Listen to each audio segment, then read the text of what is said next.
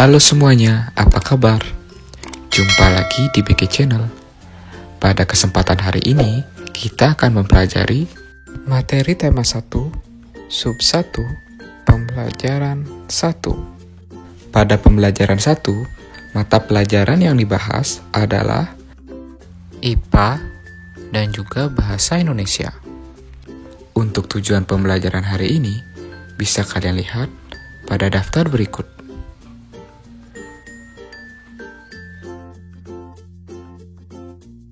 Seperti biasa, sebelum kita memulai pembelajaran hari ini, mari kita berdoa terlebih dahulu agar pembelajaran hari ini berjalan dengan lancar dan lebih bermakna. Berdoa dipersilakan.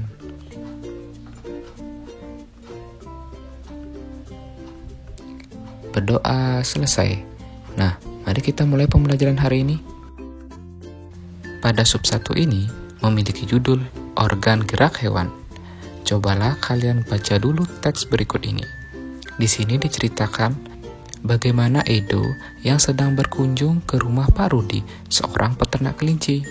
Nah, di sana Edo mengamati bagaimana kelinci meloncat-loncat dan berlari dengan lincah karena memiliki organ gerak yang kuat.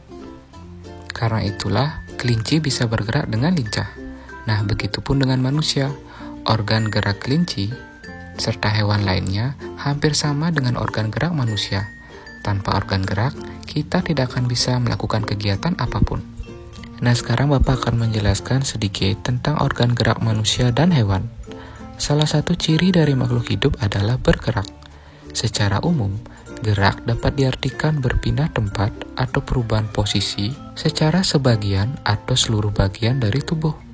Makhluk hidup akan bergerak apabila ada rangsangan yang mengenai sebagian atau seluruh bagian tubuhnya. Gerak pada manusia dan hewan menggunakan organ gerak yang tersusun dalam sistem gerak.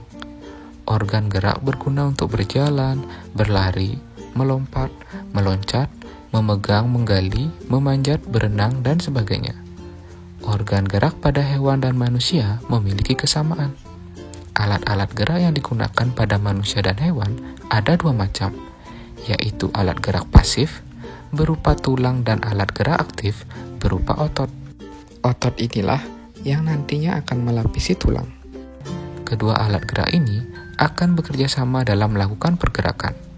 Kerjasama antara kedua alat gerak tersebut membentuk suatu sistem yang disebut sistem gerak. Tulang disebut alat gerak pasif karena tulang tidak dapat bergerak dengan sendirinya.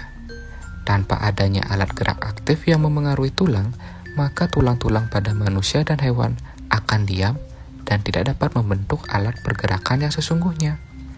Walaupun merupakan alat gerak pasif, akan tetapi tulang mempunyai peranan yang besar dalam sistem gerak manusia dan hewan.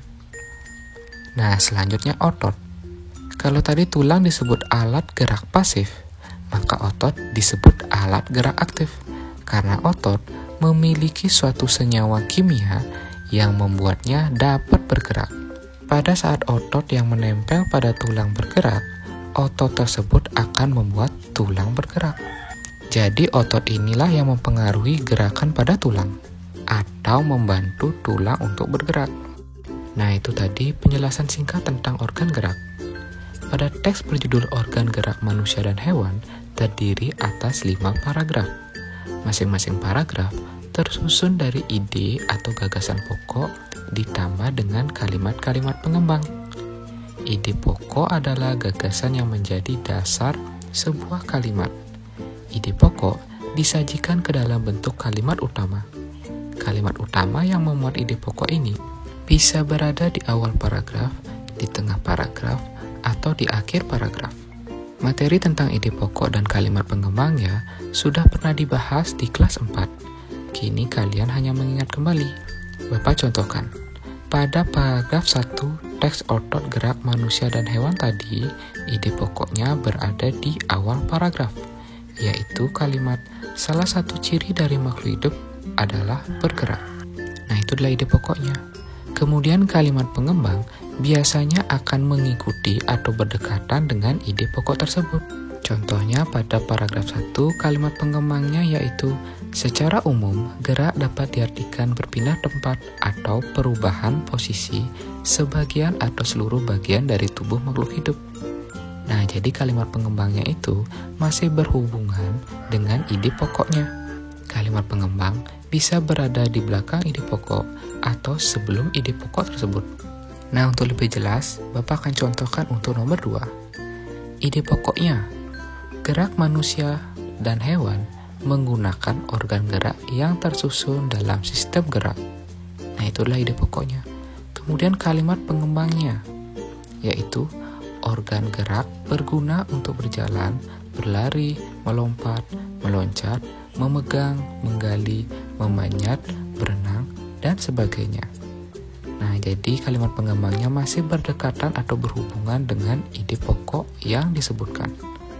Nah, sekarang giliranmu. Silakan kerjakan ide pokok dan kalimat pengembang untuk paragraf ketiga, 4, dan 5. Selamat mengerjakan. Nah, untuk tugas berikutnya, kalian akan diminta untuk mengembangkan ide-ide pokok berikut menjadi sebuah paragraf. Nah, jadi di sini kalian mengubah ide-ide pokok yang singkat ini menjadi sebuah paragraf dengan informasi-informasi yang lebih terperinci dan lebih banyak. Contohnya, untuk nomor 1 ide pokoknya, organ gerak terdiri atas 2 macam. Nah, jadi ide pokoknya hanya sebatas itu. Kemudian kita akan mengembangkannya menjadi sebuah paragraf. Kalian bisa menambahkan informasi yang ada di buku atau mencari di sumber lain. Contohnya, organ gerak terdiri atas 2 macam, yaitu organ gerak aktif dan organ gerak pasif. Otot sebagai organ gerak aktif karena otot yang mampu berkontraksi untuk menggerakkan tulang sehingga tulang dapat bekerja atau bergerak. Sedangkan tulang disebut alat gerak pasif karena tulang tidak dapat bergerak dengan sendirinya dan membutuhkan bantuan otot untuk bergerak. Nah, itu adalah pengembangan ide pokok yang pertama. Kemudian yang kedua, ide pokoknya adalah organ gerak banyak sekali fungsinya. Nah, jika dikembangkan dan ditambah menggunakan informasi-informasi lainnya, kira-kira akan mendapatkan paragraf sebagai berikut. Selain untuk dapat melakukan gerak, organ gerak juga melaksanakan fungsi lainnya, yaitu antara lain menyangga dan memberikan bentuk pada tubuh, kemudian pelindung organ dalam, seperti paru-paru, hati, jantung, ginjal, otak, dan lain-lain. Lalu tempat pembentukan sel darah merah dan tempat penimbunan kalsium, fosfor, dan mineral penting lainnya. Nah, jadi fungsi organ gerak itu banyak sekali dan tidak hanya untuk bergerak saja. Nah, itu adalah kira-kira paragraf yang bisa dikembangkan dari ide pokok tersebut. Nah, sekarang coba kalian kerjakan ide pokok yang ketiga. Kalian bisa tambahkan informasi berdasarkan buku atau sumber lainnya. Selamat mengerjakan. Kamu sudah berhasil menentukan ide pokok dari teks di atas. Sekarang, coba diskusikan dengan temanmu tentang ide pokok suatu bacaan. Diskusikan tentang hal-hal berikut. Tuliskan hasil diskusimu pada tabel berikut. Lalu, tuliskan kesimpulan yang dapat kalian ambil dari diskusi tersebut. Selamat mengerjakan. Demikian untuk pembelajaran hari ini. Bapak harap apa yang sudah Bapak ajarkan hari ini bisa kalian terima dengan baik, kalian mengerti, dan kalian resapi. Jangan lupa, jaga selalu kesehatan kalian di rumah, rajinlah belajar. Kita akan bertemu pada video pembelajaran selanjutnya. Akhir kata Bapak ucapkan, sampai jumpa.